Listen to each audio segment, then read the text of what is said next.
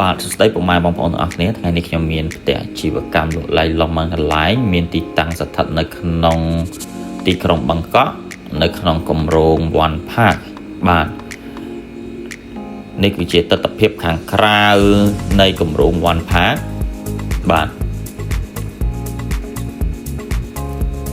នេះគឺជាផ្លូវបាទនេះគឺជាផ្លូវចូលទៅផ្ទះរបស់យើងបាទចុះពីផ្លូវនេះទៅប្រហែលជា100ម៉ែត្រទេហើយយើងចូលទៅតាមផ្លូវច្រកធនាគារ APD ហ្នឹងបាទយើងជិះចូលទៅហើយ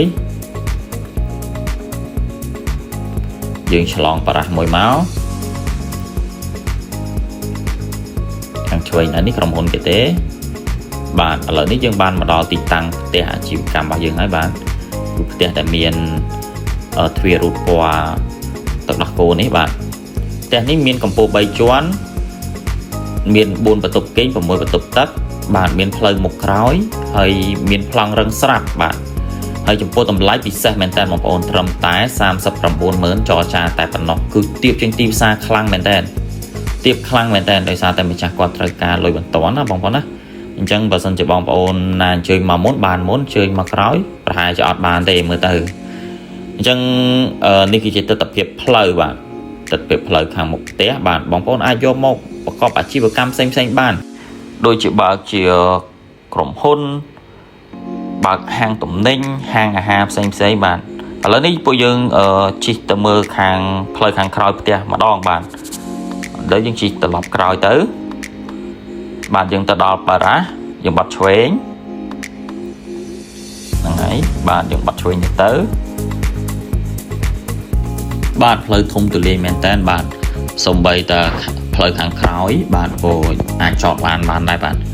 នេះគឺជាទិដ្ឋភាពផ្លូវជាក់ស្ដែងនៃផ្លូវខាងក្រោយផ្ទះហើយនេះគឺជាទិដ្ឋភាពខាងក្រោយផ្ទះតែម្ដងបាទអញ្ចឹងផ្ទះដែលមានកង់3នៅពីមុខហ្នឹងបាទបងប្អូនអាចមើលឃើញហើយបាទនេះខ្ញុំចូលទៅហ្នឹងគឺមានការ៉ាស់មួយទៀតយើងអាចចតបានខាងក្រោយហ្នឹងក៏បានដែរបាទទីតាំងល្អផ្ទះតម្លៃថោកហើយមានផ្លូវមុខក្រោយទៀតអញ្ចឹងឥឡូវពួកយើងចេញទៅមើលគម្រោងខុនដូម្ដងព្រោះវានៅជិតគម្រោងខុនដូទេបាទផ្ទះនេះណា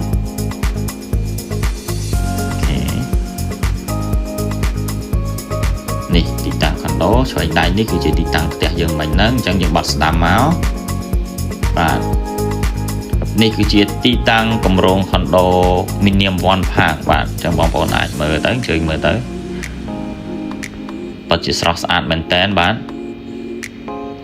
ទីតាំងនេះល្អណាស់បងប្អូនអាច